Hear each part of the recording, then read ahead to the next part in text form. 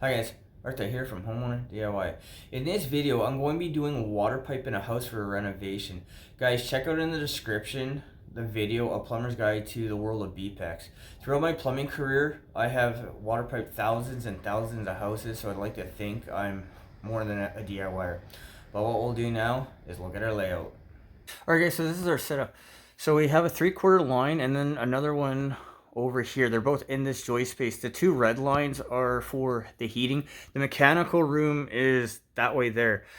So these two 3/4 lines come out this way, and then it feeds this here, the laundry that I just did in a recent video. This up here is the kitchen for upstairs, and then there used to be a kitchen in this area here. So the plan will be to get rid of all of this poly B, all of this stuff here, and then redo it in PEX. This house is about 25 years old, and this is at the end of its service life. It makes no sense to leave this stuff in. So the plan will be, I'm going to cut there and there, transition into PEX.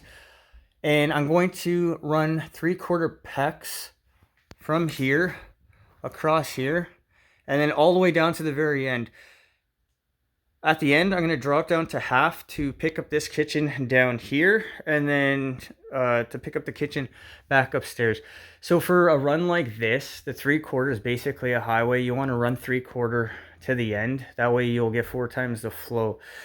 So the kitchen upstairs and downstairs plus dishwasher, you can call it 4 fixtures, but it doesn't make any sense to just run 1/2 inch when it's the short run PEX is cheap. But guys, that is the overview of water piping this house. So what we'll do now is material and tools. Alright guys, this is the materials list for this job. So I have 4 lengths of 1/2 inch PEX, 3 lengths of 3/4 PEX. These come in 20-foot lengths. Number 8 by 3 inch deck screws. I have my PEX tray. So rings, fittings, clips. 2 1/2 inch PEX by poly B couplings. And then 2 3/4 PEX by poly B couplings. Number 8 3/4 screws. This will be for the TGIs, which have a particle board middle. Guys, you'll see this in a moment. 1 inch joist nails. So these nails are going to be for either studs or top plates, which are 2x4s, which is this here. So I also have some 2x4, and that is going to be backing for my bathroom sink supply lines. Guys, this is a material list for this job. So what we'll do now is a tools list. Alright guys, this is a tools list for this job. So I got a 5-foot ladder. I have my cordless kit. I probably need an impact and Sawzall. I have my pouch. So hammer, nail bar, measuring tape, cutters, skill saw, my Milwaukee Super Hawg. So this is a 1/2 inch drill. If you do not have this drill, rent one, because for the size of hole that you're going to drill, a cordless drill is not going to cut it. 1.25 inch drill bit. For safety equipment, glasses, earplugs. For close quarter crimpers, 3/4 and 1/2 inch. For regular crimpers, 3/4 and 1/2 inch. For crimpers, you're going to need both styles because you're going to run into confined space crimps, and that's where these ones are going to come in. And then I have a work light and extension cord. Guys, this is the tools list for this job, so let's get started. Alright, so this is our main water shutoff. The PRV goes above it, and then there's a high pressure hose bib here because there's a stop and drain. Anyway, so these are the 2 kitchen lines that are in floor. So what I'm going to do is I'm just going to cut, put in a poly B by PEX coupling, and then cap off the end, and that's going to abandon the in-floor kitchen lines in the renovation. Alright, so I shut water off at the main. I've already drained out the cold. So this is the hot here, so I'm going to drain this out too.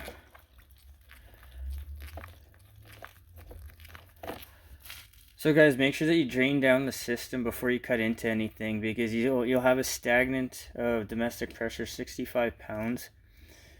So if you don't drain the system out, then you're just going to have a mess of water. So once this is drained down, I'm going to cut the kitchens for upstairs, and then that is going to break the airlock, and that will drain down the other portion of the house. All right, so we have our cold on this side, our hot's on this side. So I have my buckets underneath me, and all I'm gonna do is cut the line.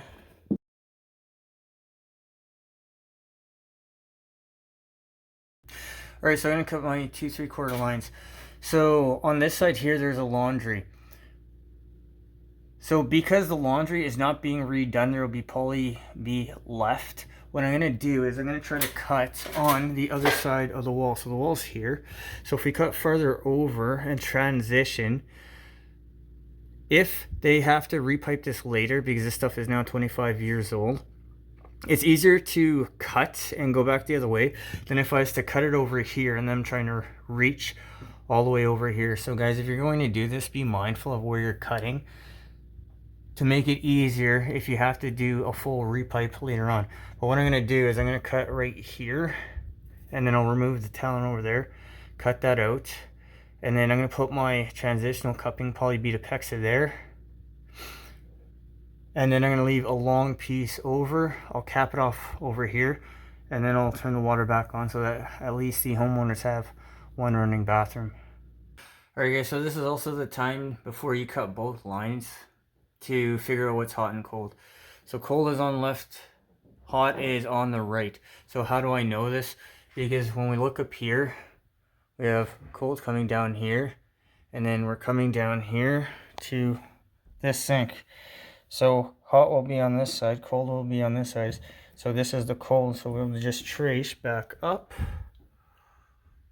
to here, to here, to here, and then this is our hot. So guys, just trace your piping before you go too far ahead and you don't know what the heck is what. Alright, so I've transitioned from poly bead epoxy. So guys, really quickly here, so we have a small hallway. You see how the lights are down the middle. If you were to run parallel with the hallway, go a few inches off the wall and then run here. Don't ever run down the middle because that's where your lights are going to be. Alright guys, so now water is back on. So I have my hot and my cold. So what I'm going to do is I'm going to continue coming this way back to the beam over here. So they've already drilled a set of lines. That is the hot, which I'll probably just reuse so I don't have to re-drill out a second set of holes. But what I'm going to do is for the cold, I'm just going to drill this way here, and then like I said, I'm going to run 3/4 all the way to the end to here, and then once I get back over here, I'm going to drop down, come under the beam, and then come tight to this. So guys, I'm not going to film this because it's just too tedious, but I will do the bathroom and I'll show you guys my way of doing it. Okay, so this is our bathroom. These are the lines that I ran for the laundry in a previous video. Guys, check out the description for that video. But I've already got the studs drilled out, so I'm going to rerun 2 new lines. So besides that, based on the drawings, this is the center of the sink, and then this is 6 inches on center. So right where the wall is where the center of the cabinet for the sink is going to be, which means the trap arm will have to be 90 over so it hits the sink, but we will address that in a future time. Anyways, to run our lines, since I'm going to reuse the holes, cold is on the bottom.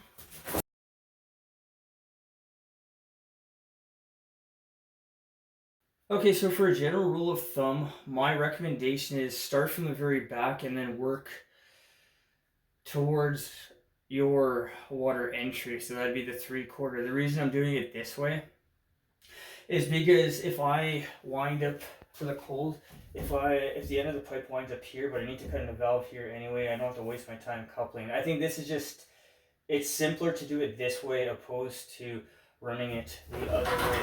So what I'll do is I'm going to run my lines all the way back up to the ceiling.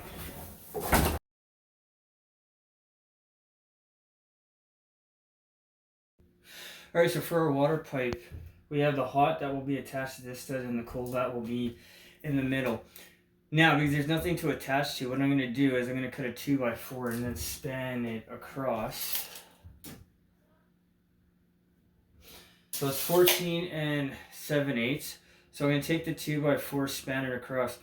Now, before I put the 2x4 in the laundry, so I'm going to cut the laundry line in. It's easier to do it now. I'm going to run the water pipe first, and then I'll come back, put the block in, and then I'm going to move on down the line.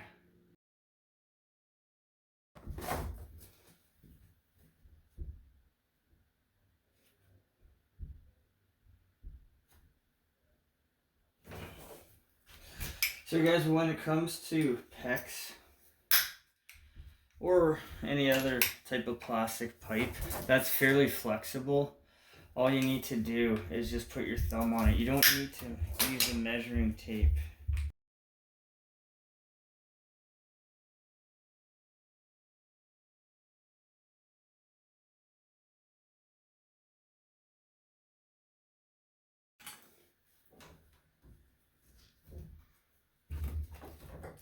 So guys, here's a good example of prefab.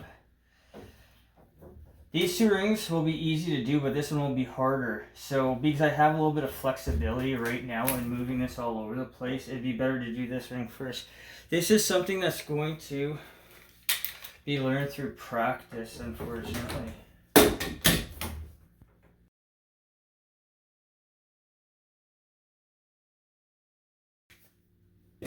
So guys, a couple other simple things. These rings, you only crimp them once. You don't crimp them twice. It even says in the instructions not to double crimp rings. I don't know why, but that's what it says.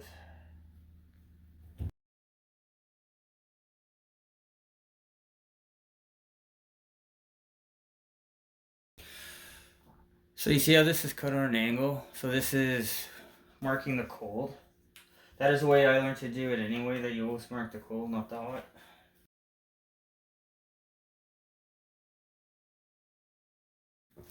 Okay, so with the bigger crimpers, I have no way to keep the crimps straight, so that's where these smaller crimpers come in. So this is an example of a common challenge that you're going to come across when crimping PEX. You're going to have to think ahead of time on how to prefab because you're not always going to be able to get your crimpers into the space. Okay, so the shortest that you can go between two fittings is 1.25 inches. This barb is, I believe, 5/8. Yes, it's 5/8. So this is the one of the few times if you're going to measure something that you can measure right there. And I generally actually like to go an extra 1/8 of an inch.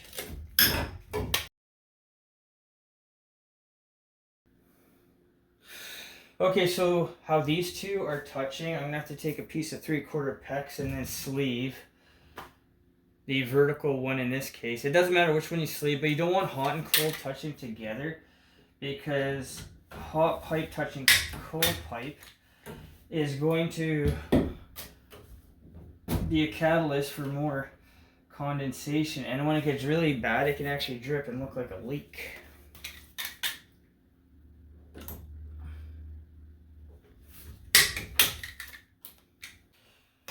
Okay, so once again I'm just going to eye out what looks level right there.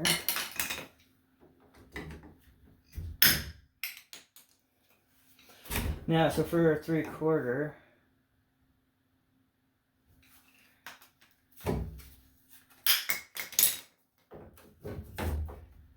oh, I went too long. Okay, that's fine.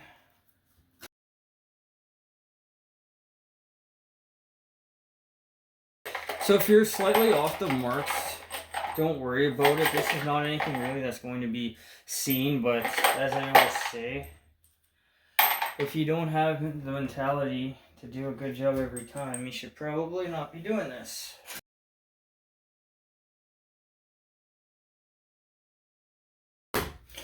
Alright, so guys, for our toilet line, our flange is right here. My recommendation is go 8 inches to the left and 8 inches up. Some people like to do 6 inches to the left. The problem that I have with that is sometimes with bigger toilets, it can get caught in behind. So I've already made my mark 8 inches over. This is 8 inches up. So when you do your toilet line, or I guess anything, make sure that the line is you're able to pull it in and out if you need to. The reason is, if you have a leak or you have to cut the stop off and you've tapped it where it's not removable, then you're gonna have a problem. And yes, I ran into this many times before. So when I say 8 inches to the left, it's 8 inches from the center of the toilet flange. So one reason that you don't want to be too low is because you can get caught in the baseboards, and it looks like that's what's going to happen in the laneway house. That it's so low that they're going to wind up being in the baseboards. The ABS cleanout on the right was also in the baseboards with this bathroom.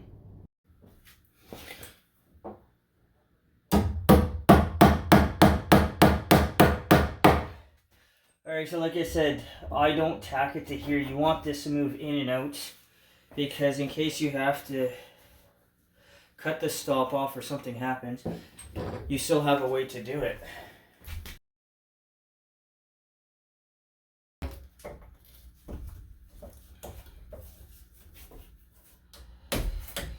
Alright, so because there's no diverter here, I'm going to just leave the lines capped off.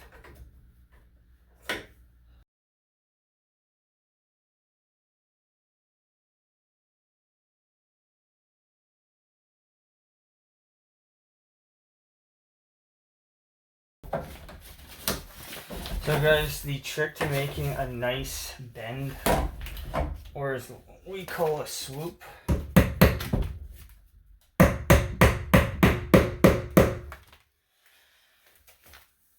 the trick is to put 2 clips in. So instead of having a 90 and a 90, that's what was here originally, we just have a nice bend in pipe. Alright, so this is our bathroom water pipe. So I've got my 2 lines coming out right where the center should be. Toilet line, and then I've got my 2 lines for the tub. So what I'm going to do now is I got to shut water off. I got to cut the lines because there's a bathroom that has water, and then I got to do a final connection, and then we'll come back when I start filling the house up. Since it's going to take a little while to fill up, we can go through the fittings and clips as I said that we would earlier. Alright guys, so this is our main. Just open it a crack, don't go all the way. We're going to start to slowly fill up the house and see if I missed any crimps. Alright, so the house is now slowly filling, so we can get some of the air out.